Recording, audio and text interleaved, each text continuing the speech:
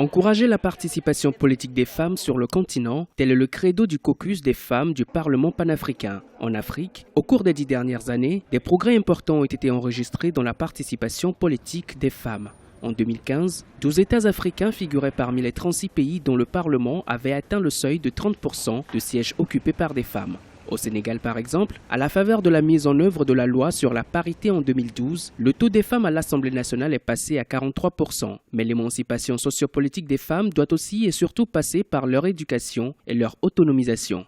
Candidate pour être maire, si je donne le cas du Mali, aujourd'hui, dans beaucoup de circonscriptions, les femmes sont tête de liste. Et ça, grâce au vote de la loi sur les quotas.